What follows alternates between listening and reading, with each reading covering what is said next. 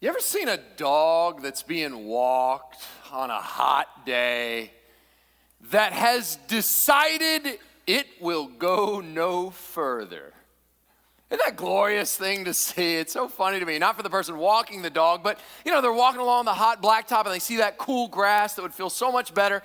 And they decide, that's it. I'm exhausted. I am parking it right here. That dog has reached what Max Lucado calls its plopping point.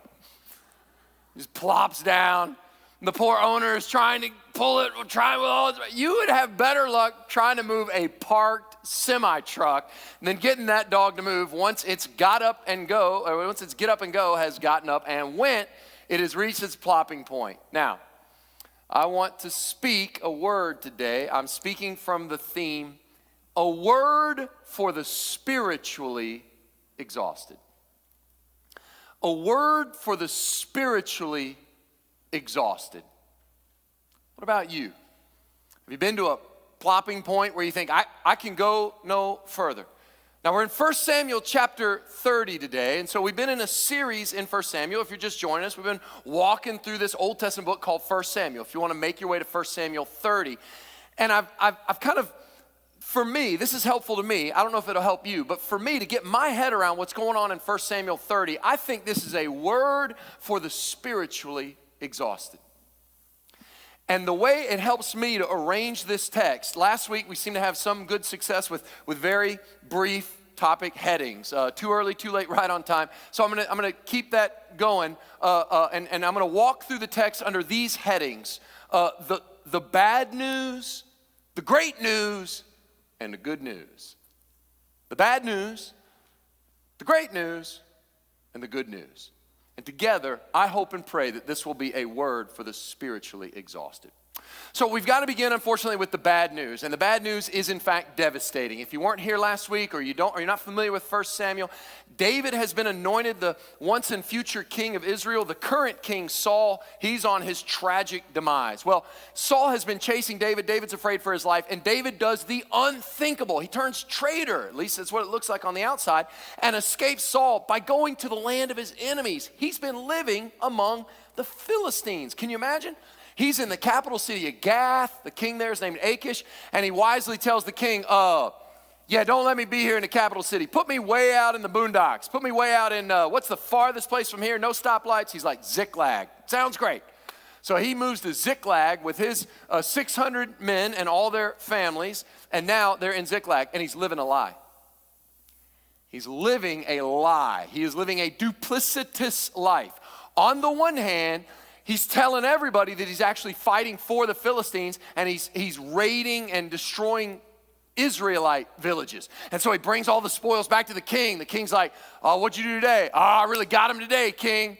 Oh, yeah, I really let him have it. Yeah, here's all these spoils. I've been beating up on Judah, and I've been beating up on all the different tribes of Israel, his own people. And the king's like, oh, I got him. But it's a lie. He's in fact been fighting the enemies of Israel. Like all lies, his lie caught up to him. And there came a fateful day when the king said, all right, it's time to go to war one last time against Israel. We're going to finish off these Israelites forever. Right, David? David's like, He says, yeah, and you're going to line up and battle with me. You're going to be right there with me, and you're going to charge down and kill all these Israelites. David's like, now what? If he chooses to fight, he really is a traitor. If he chooses not to fight, the Philistines are going to kill him. And then, if you were here last week, God's grace came right on time. And amazingly, in the providence of God, circumstances happened such that David was free from the obligation. And in fact, told, you cannot fight. You have to go home to Ziklag. To which secretly he's like, yes, thank goodness, that's right? Okay, so he's in this dark place. God rescues him. Now, he's on his way back to Ziklag. They covered a 60-mile journey in 2 days because our text is going to tell us that on the third day they arrived. And all that stress and all that terror, all they wanted was a good meal and their warm bed back and the comforts of family, see their wives, see their children. But as I said, we start with the bad news. Look at chapter 30, verse 1. Now when David, see the narrator keeps doing this in 1 Samuel. He tells the reader stuff that the living, breathing actor, the real people in the story, they don't know yet. So we know something they don't know. Now, when David and his men came to Ziklag on the third day, the Amalekites had made a raid against the Negeb. No, and against Ziklag. They had overcome Ziklag and burned it with fire. It makes total sense if you think about it. The Amalekites are not stupid. They're a very opportunistic bunch. And they realize if every soldier of fighting age is either lined up right now, remember the battle, Philistines versus Israel. That's happening right now in the story. So if all the soldiers of Philistia and all the soldiers of Israel, the Amalekites are like, we don't have a dog in this fight. We hate everybody. They didn't like either one. So why not, while everybody is fighting, why not use that time to swoop in and to raid and pillage and plunder? It was an opportunity for them. They don't care. Philistine, Israel, the Amalekites are like the Pac-10. They don't even have an SEC team. They don't care who wins, right? They're just going to use this opportunity, and that's what they do. And they burn it with fire, it says. And look, verse 2, and taking captive the women and all who were in it, both small and great. They killed no one, but carried them off and went their way. Now, on the one hand, you might read that and go, oh, that's good, that's merciful, they didn't kill anybody. Yeah, but they weren't doing it out of mercy. Remember, why would they let these captives live? To be abused and enslaved and live out the rest of their tortured existence as, human trafficking, as slaves. In verse 3, you can imagine the horrifying discovery. Can you imagine they've come back 60? And in fact, I think they speed up, and there in the distance, maybe you've had something like this. You got that phone call or you saw that there in the distance, there's a column of smoke. And not the good smoke of hearth and home, like a meal cooking, like devastating. And no, please, no, not Ziklag, no, please. And as they get closer, you imagine them speeding up. And when David and his men came to the city, they found it burned with fire, and their wives and sons and daughters taken captive. Now the reader and David have caught up, and we both have the same knowledge. Then David and the people who were with him raised their voices and wept until they had no more strength to weep. Now look, with great economy of language, verse 4, I'll put it this way. You've either been there and you get it, or you haven't and you don't. But if you've been in verse 4, then you totally understand. That kind of pain is such that you cry, and your grief is such that the only thing that overcomes your grief is when you just pass out from exhaustion. That's the only thing that cures that grief. And then when you wake up, you realize you're hoping it was just a nightmare. In fact, your real life is the nightmare, and you go right back into that grief. That's where they're at. I told you we were starting with exceedingly bad news. Family's captive, exhausted, wept until they had no more strength to weep. And grief often comes with evil twins. Did you know that? Grief is good, but it has evil twins. One is guilt. I don't know why that is. Grief is good. It's a gift from God. It's how we process this stuff. Guilt often comes with it. That's not. We all do. Oh, I should have visited, my aunt one more time in the nursing home. Why didn't I do that? No matter what, somebody dies, we feel guilt with it. Grief. Another angry, evil twin is often anger.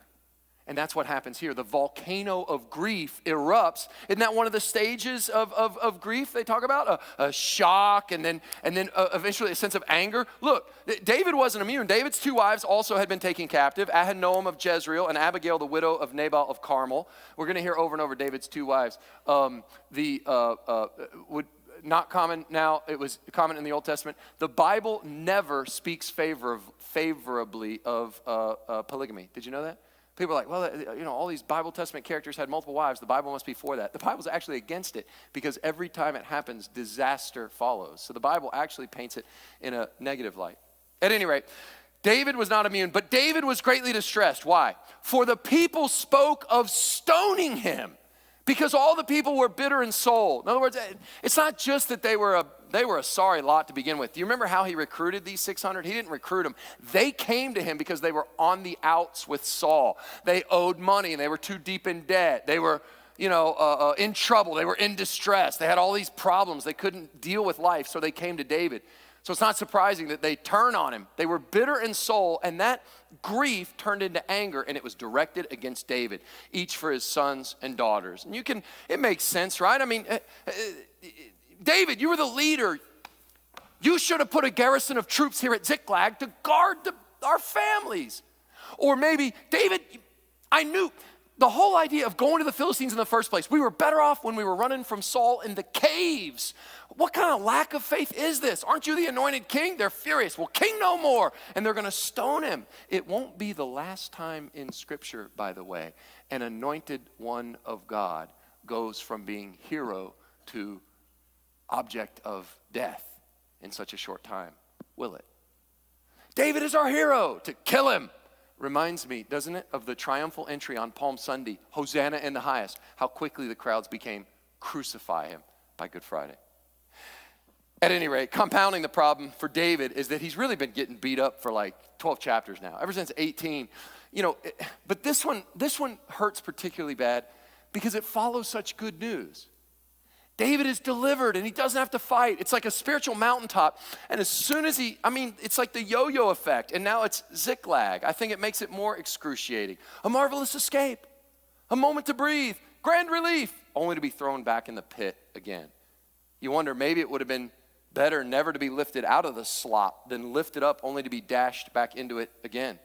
You wonder, how could David's, he's God's chosen one. He's anointed. How could he suffer like this? You ever heard the expression, that was the last straw? You heard that? Dale Ralph Davis says about this passage, for David coming back to Ziklag, it was the straw after the last straw. Like just when you think you can't take any more, yep, there's more. And some of you have been there. Some of you have been there. You have some great spiritual mountaintop, and then you are thrust into despair and disappointment. And it's like the straw after the last straw. You think, I can't take any more. And then something bad happens.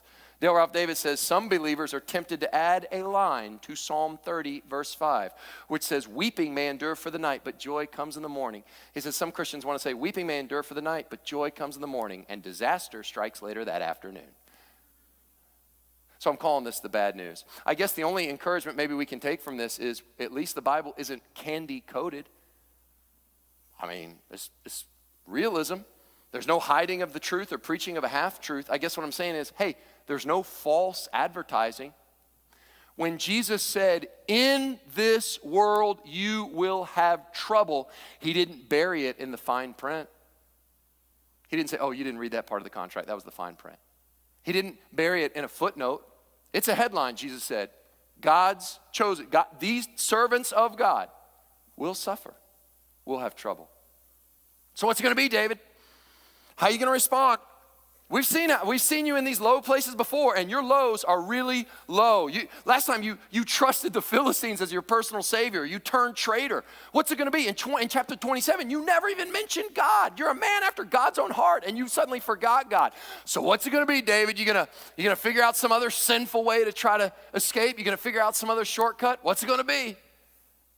And ever so subtly, how are you going to respond, David? In the smoldering ruins of Ziklag, how are you going to respond? Comes this delightfully little line, this little surprising line. But David strengthened himself in the Lord. Ah, David, it's good to have you back. We missed you while you were gone. You weren't yourself there for a few chapters. That's the David we know. That's the David we cheer for. The David who strengthened himself in the Lord his God. Now, I told you this is a word for the spiritually exhausted. So here's a first application point. I want you to strengthen yourself in the Lord your God. You say, well, what does that mean? Notice, all of these parts of the phrase are important. David strengthened himself, but he didn't just strengthen himself as in, some translations say he encouraged himself. It means he talked to himself. But it wasn't just positive self-talk. This was not like the little engine that could, right? I think I can. I think I can. I think I can. That's great. That's fine if that helps you. But the point is he strengthened himself in the Lord. And not just in the Lord. You say, well, okay, fine. How do I do that? How do I strengthen myself in the Lord? I wouldn't even know where to begin. Then begin right where David began with those two words. The Lord, his God. What do I mean by that? For David, his relationship with God was personal. For you to strengthen yourself in the Lord, it begins with a personal relationship with God. This is not just a God. This is not just, the Lord. This is the Lord, his God. There was always a danger in Israel for Israel to have the official faith, yes, we're the people of Yahweh, to having a vital personal faith. There's all the difference in the world between saying, the Lord is a shepherd to Israel. But David said, the Lord is my shepherd. There's all the difference in the world in saying, Jesus Christ is God's son. and saying, Jesus Christ is God's Son who gave his life for me and my salvation. Do you understand? It's not just a head knowledge. It's not just an assent to a bunch of facts. You're saying, no, this is personal. His God. One old commentator wrote, after Ziklag was burned, think about it, David didn't have a home anymore. He didn't have possessions. The quote is this: David could no longer say, my house, my city, or my possessions. But he could still say, my God.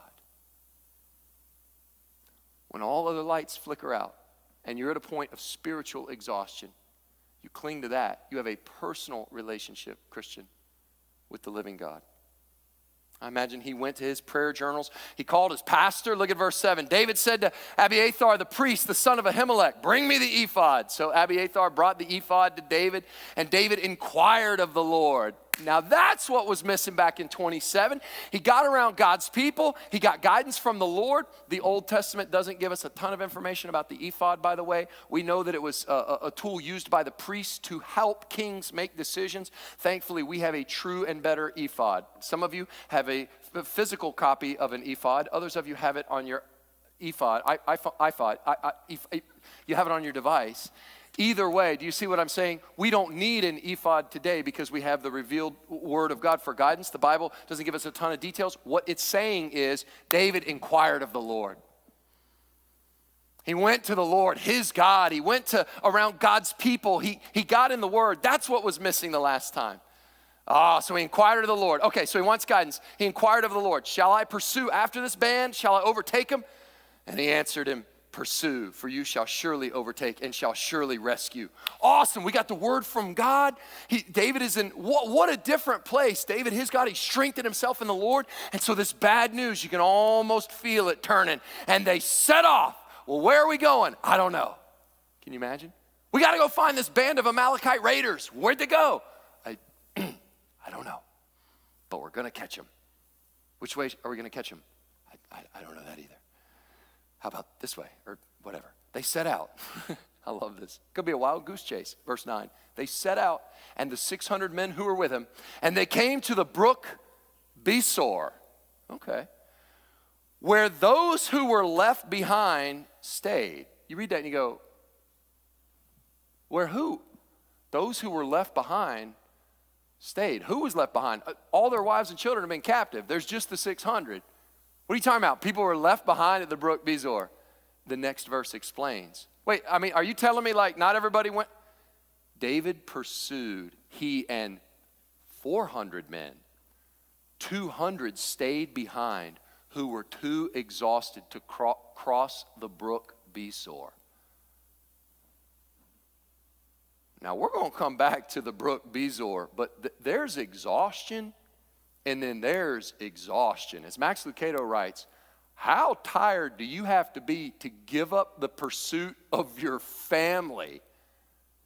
To give up your wife and kids have been taken, right? You and Liam Neeson and y'all are supposed to go find them. How tired do you have to be like that? Okay, that's exhaustion. So we got bad news, and we got people. We got people exhausted at the brook Besor while everybody else is joining the fight. Pause. What do you do with these 200 who are exhausted? Real talk. The church has its share of such folks. I'm talking about good people, godly people.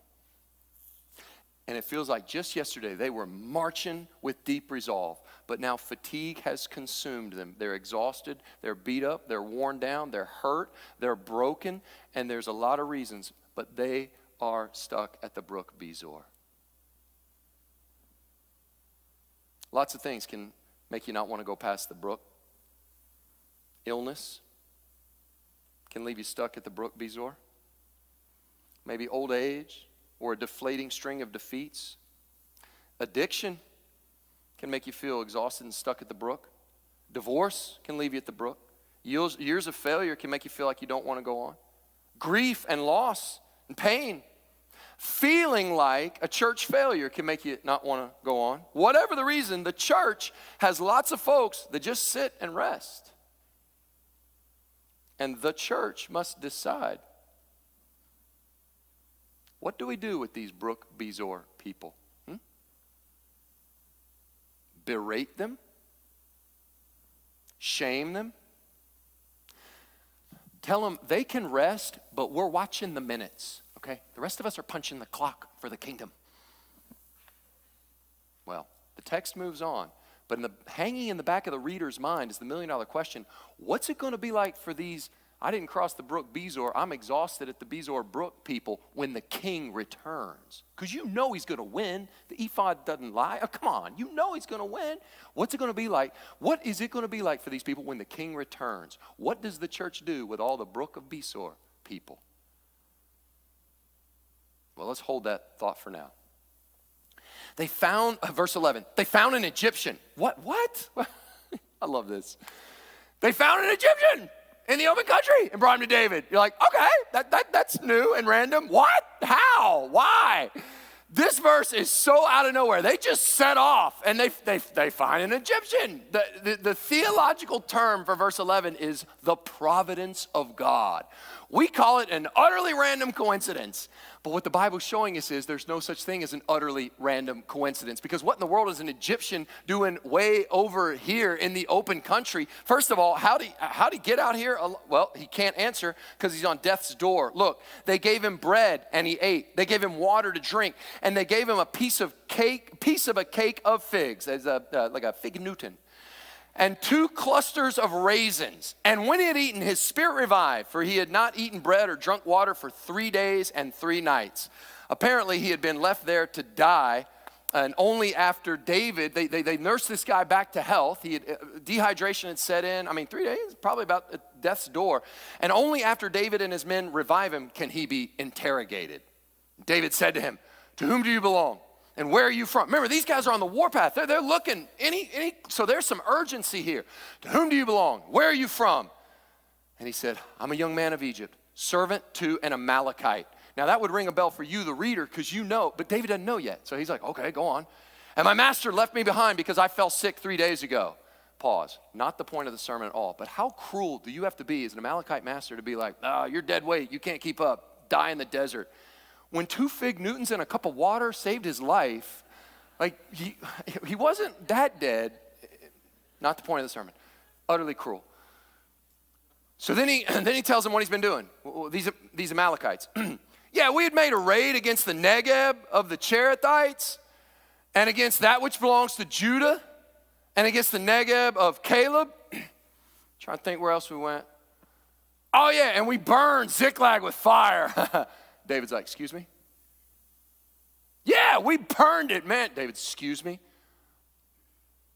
Well, like they burned it. I was trying to stop them. I had like water, which is why I'm so thirsty now. I tried. I realize now, probably shouldn't have said I burned Ziklag. There it is. And David realizes, this is the band. These are the Amalekites. David said to him, "Will you take me down to this band?" Now, the servant is not stupid. He realizes he has just admitted to warrior kill-em-all David that he has just admitted that he was party to this raid and burning down Ziklag. So he realizes David's going to kill him. On the other hand, he realizes if he shows him, then the Amalekite, he's now a traitor to the Amalekites, and they're going to be like, we left you for dead. And he's like, fig Newtons, dude, let's run. But they're going to kill him as a traitor. So he's got one leverage, one and only, and he plays his one card of leverage. And he said,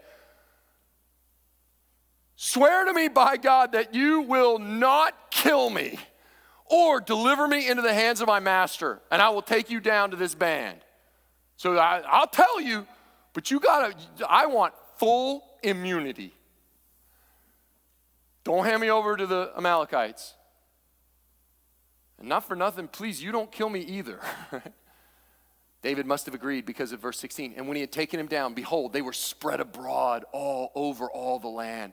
Oh, you Amalekites, the point is they didn't have any garrison of guard. Instead, they were throwing a huge party, eating and drinking and dancing because of all the great spoil they had taken from the land of the Philistines and from the land of Judah. Remember what I told you? They don't care about either one. They don't care about God's people. They don't care about the Philistines. They were raiding everybody, and they were celebrating. And David in verse 17 did what we all know David is really good at doing.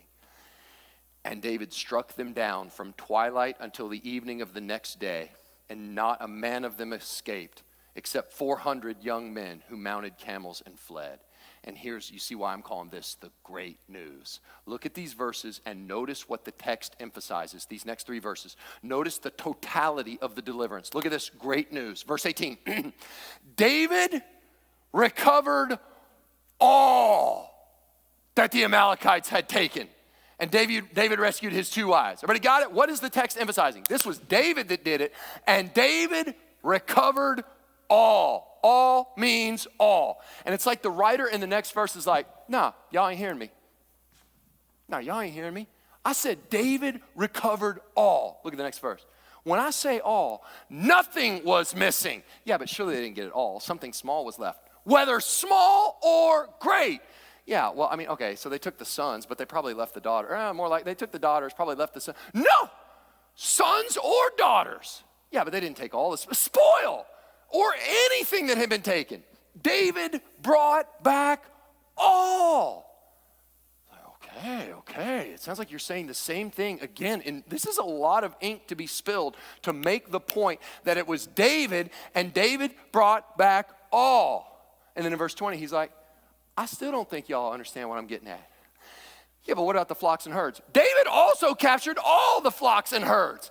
And the people drove the livestock before him and said, this isn't ours, this isn't yours. David recovered all. David rescued all. There wasn't anything that the Amalekites had taken that the anointed one of God could not recover. And everybody said, this is David's spoil. And you think, man, he's repeating himself over and over and over. Yeah, it's called preaching. And you get used to it because you're trying to make a clear point that you need everybody to remember. You are going to desperately need this. In 2 verses, you're going to need to know this one thing. David recovered all. I have said over and over that in the Old Testament, in 1 Samuel, every single story seems to whisper his name. If you listen carefully, there's all these echoes vibrating through the pages of the Old Testament, and they point like a sign. They point us to the true and better Son of David, Jesus. And the point I take away from this is when God's anointed king goes on a rescue mission, he gets it all.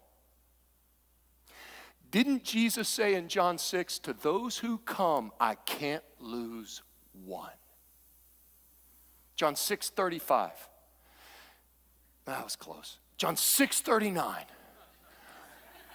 And this is the will of him who sent me. You remember when Jesus said this in John 6:39? This is the will of him who sent me, that I should lose nothing of all that he has given me, but raise it up on the last day. Wasn't that Jesus' mission? Didn't he tell a story? Remember the story he told about the guy who had 100 sheep and one wandered off? He didn't say, well, I mean, 99 out of 100. That rounds up, you know. No. The good shepherd goes looking for that lost sheep, high over the mountain, down through the valleys, at great personal cost to the shepherd. He calls out the name of that missing sheep until his voice grows hoarse. And the name of that missing sheep was your name. And he's not going to quit. Everything that was taken by the enemy, recovered by the Lord. Everything. This is a personal word to anyone who says, but I've lost so much. There's nothing you've lost.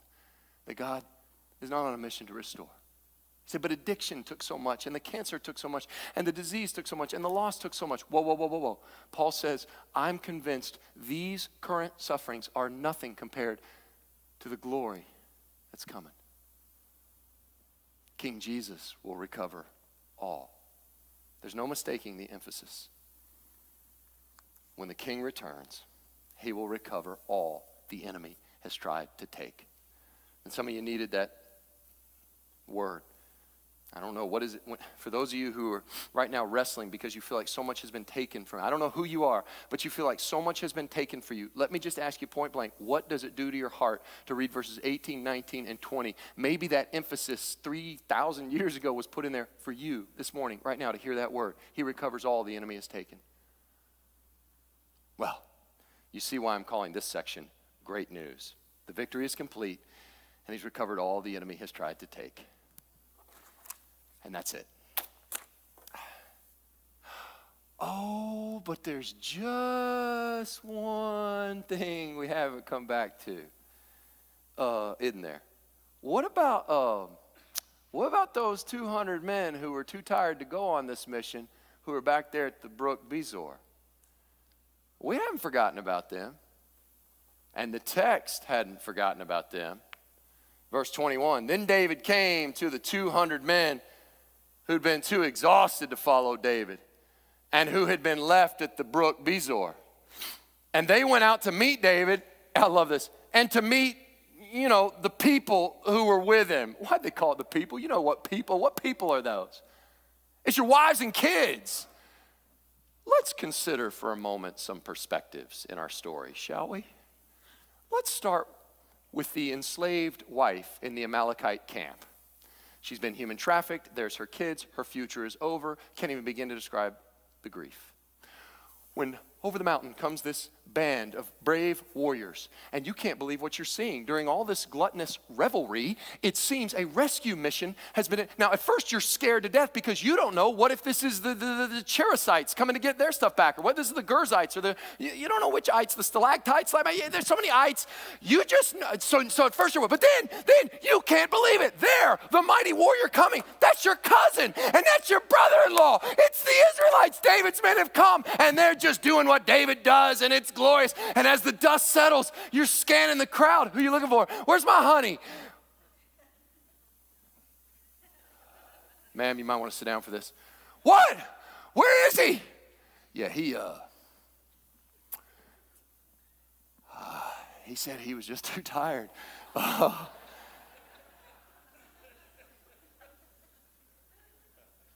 sorry, what? I'm sorry, he stayed where? I'm going to tell you who's going to be sore when I...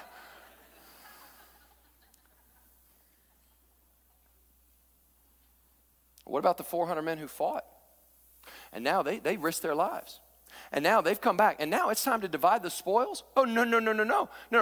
You know what they're thinking. We risked our lives. We were out here. Y'all were back here at the brook Bezor. So when it comes time to divide up the riches, you can have your wives and you can have your children, but there's no way they're getting a portion of the spoils. And what about the 200 at the brook Bezor? What about the men who stayed back? Let me tell you something. Worms have a higher self-esteem than they do at this moment. They're filled with shame. And to see your family brought back by all these conquering heroes, and they're hooping and hollering, and here comes David, filled with shame. They feel about as manly as a lace doily. And finally, and I suppose most important of all, what's the anointed king going to do? I mean, of all the things David could have said, I asked you this question: what's it going to be like for them when the king returns? And of all the things he could have said, they come out there sheepishly, heads held low, filled with shame, exhausted at the brook Bezor. They want to say all this justification. They want to say, I couldn't go on, but I'm no more tired than these guys. And I mean, an Amalekite got this Egyptian, all he needed was some sugar and some water and bread. I don't have any excuse. And so they're just going out and they're ready. Oh, what a moment. This Old Testament story. And when, of all the things King David could have said, he was a man after God's own heart. And this is what happens when he's a man after God's own heart. And when David came near to the people, he greeted them. The Hebrew is literally, Yisha el Shalom, peace be upon you. He goes to them and speaks a word of peace. Now you see why I'm calling this final section good news. 3,000 years later, the brave women went to the tomb of Jesus on Easter Sunday morning. But the men, they stayed behind, scared to death, locked in an upper room. And when the true and better Son of David, Jesus, came as a risen Lord to those shamed group of disciples, of all the things he could have said to them, what he said was, Yisha el Shalom. He said peace. You need to listen to me carefully, because I know there's people, this is right where you're at. To anyone right now who is at the brook Bezor, you are exhausted. And quite frankly, you feel like a church failure. And you don't need anybody to beat you up because you beat yourself up. And everyone else seems to be moving on. And everyone else seems to be able to carry forth the mission. And every single sermon goes by. Yes, I'm supposed to make disciples. Yes, I'm supposed to carry them. Yes, I'm supposed to do this. Everybody's moving forward. And I can't seem, I'm stuck. I'm stuck at the brook Bezor. And everybody else is doing this stuff. And I know they're looking at me. And I know they're wondering why I can't pull my weight. Do you know Christ's word to you today, right now, right here? His word is peace, grace. Yeah, but I don't deserve a word of grace. I didn't go fight. What'd you say? I said, I don't deserve it. Say it again. I don't deserve it. Good, that lets me know you're understanding how the whole concept of grace works.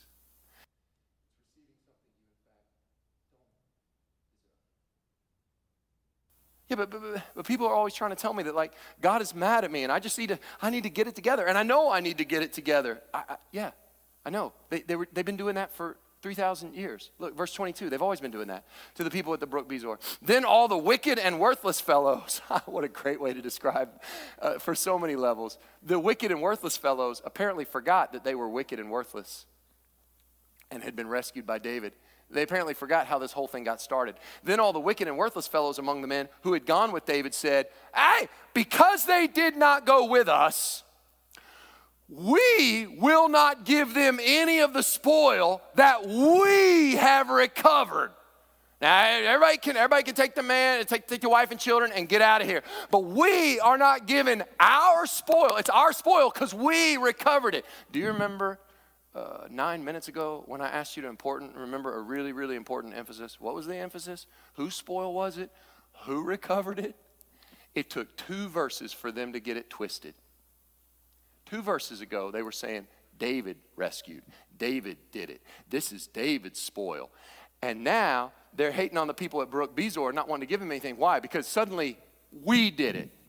We recovered, and it's our spoil. How quickly we go from amazing grace, how sweet the sound that saved a wretch like me, to a theology of works that says, well, yeah, but I earned a little bit of my place.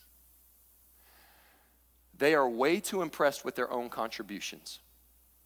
They're operating on a theology of works. Listen to me. You will always be judgmental of the folks who are exhausted at the brook Bezor until you come to the realization that none of us deserve his grace. Let me say it again. You will always be judgmental of the exhausted who are at the brook Bezor until you realize none of us deserve his grace. Yeah, so you went and fought. Who do you think won that battle for you? What? You was David. How do you think you even gotten written into this story? And so David points out that very thing. But David said, he corrects him actually. He says, you say this is my victory? Guys. You shall not do so, my brothers. How beautiful is that? You're my brothers. He says that to the judgmental. He says that to the brook Bezor people. Hey, we're a family. None of you earned your place. You shall not do so, my brothers, with what the Lord has given us. David brings everybody's attention back where it needs to be. Whoa. It's not about you. You didn't earn it. You didn't fail to earn it. Whoa. None of it. The Lord has given us. He has preserved us and given into our hand the band that came against us. David is saying, y'all are saying this is my victory. This is God's victory. You know, the Apostle Paul in the New Testament had a church that could not get along in Corinth. Remember this? They could not get along. They were always fighting. They had so many issues. And he said, I can solve all y'all's issues if you'll answer me one question. It was in 1 Corinthians 4:7. I'm certain of the reference this time. In 1 Corinthians 4:7, he's asking one question. He said, if you will sit down and answer one question, it'll solve every one of your issues. And the question is this: what do you have that you did not receive? Some of y'all trying to big time whoa. We're all welfare recipients of his grace. Every single one of us who's on this journey got here, not because, no. And so David is doing the same thing here. And he even makes it, look, verse 24. He's talking to the wicked and worthless fellows. Who would listen to you in this matter? I think the emphasis is, who would listen to you in this matter? Look at yourself. How do you think you got on this team? For as his share is who goes out into the battle, so shall his share be who stays by the baggage. Now, What an act of grace. You see what David did there? Guys, somebody had to take the all-important task of guarding the baggage. And all the Brook of Besor people were like, that's not what we were doing, but we'll take it. That's it. It's grace. He's bestowing on the exhausted a dignity that comes not from them, but from on high. That's what grace does. And so if you're here and you're at the Brook of Besor, you're going, yeah, I'm exhausted at the brook. And I tell you this, David ain't wrong. I got lots of baggage. They shall share alike. And I love it. David even put it in the bylaws. He made it a statute and a rule for Israel from that day forward to this day. That is good news for everyone at the Brook Besor this morning. I don't know where you're at, but I want you to hear me say the scandalously shocking gospel good news that God loves you right where you are. If you are exhausted at the Brook of Besor, you've got to hear me. God is not mad at you. It's okay to rest. Jesus is your true and better David. He fights for you when you cannot. And are you struggling with arrogance? Oh, looking down on others who, in your mind, they don't pull their weight around here. Let 1 Samuel 30 be a wrecking ball into your pride. Let it humble you to a point where you see that, in a way, aren't we all at the Brook Besor? And we all need his grace. I know that in FBC Cullman, I know that FBC, I know it stands for First Baptist Church. Cullman FBC, First Baptist Church. I know. And I'm not going to propose a name change. There's probably a bylaw thing for that. But at least for this week, at least for 1 week, could you just let it slip through the Cullman rumor mill? Could you just let it slip to everywhere that we're changing our name for 1 week, and the FBC doesn't stand for First Baptist Church. It stands for Besor Cullmanites. That there's a word of good news. Everybody who says, but I'm stuck at this brook and I can't go any further. I don't deserve it. I don't deserve any of his blessings. I'm really failing. Hear the good news. His word to you right now is grace. Peace at the Brook of Besor. Musicians are going to come. And as Brandon prepares to lead us, boy, you look at the ministry of Jesus. He loved stories like this. He would tell story after story like this. Remember the one about the man who had 2 sons, and the prodigal son goes off and wastes everything, and he comes back, and there that prodigal son, in all his shame, is wondering, what's the dad going to say to me? I don't deserve. Do you remember what happened? The dad, like David, goes out, runs out and meet him, and blesses the son with exactly what he did not deserve. My favorite of all, the Brook of Besor story in the New Testament, is probably it's the one where, you remember where the farmer hires a bunch of men to work in his field for the day? He goes out at 6 a.m. and works till 6 p.m. Well, he goes out at 6 a.m. to 6 p.m. He goes out at 7 a.m. He goes around, he says, hey, how come nobody hires you? And they're like, why aren't you working? Nobody hired us. All right, come, I'll make it right by the end of the day. But they didn't work a full day, so they probably don't deserve a full day's wage. Well, he keeps going out the whole day. At 5 p.m., it's just 1 hour. As soon as they get out to work, he calls them in to get paid. They get paid each day. And he says, hey, start with the 5 p.m. guys. They worked 1 hour. The guys in the back of the line are like, I guess 1 hour divided by 12. They're probably not. He gives them a full day's wage. Gives them what they don't deserve. And instead of everybody going, it's all a gift. It's all a gift. Let's all celebrate the gift. You know what they did? They started doing a little calculating. They said, well, if that's what you get for 1 hour, imagine what we're going to get for 11. And they get up and they get a full day's wage. And they go, oh no, that ain't right. That ain't fair. And they miss the punchline of the whole thing. You're right. It's not fair. It's grace. Because what you don't realize is none of you got here on your own. None of you deserve to be a worker in this field. It's all God's grace. I want you to receive that grace. And if you say, preacher, you're talking right at me. I'm exhausted and I'm a failure and I'm stuck at the Brook of Besor. His grace still finds people at Besor. Let's pray.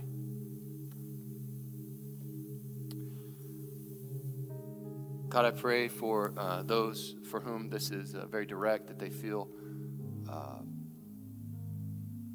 like just they need that word of grace directed right at them. I pray they receive it and they get strength, they get rest. The kingdom of God becomes their great passion again. And Lord, I pray for those who perhaps have a tendency toward pride or looking down on others. I pray, oh God, that this text would do its job and it would melt down any self-righteousness or pride. God, thank you that you find those who are out fighting in the battle, and you also find those who were left behind at the brook of Besor. Grant that we may be recipients of and distributors of your grace to others all across our community this week. In Jesus' name we pray. Amen. Would you stand?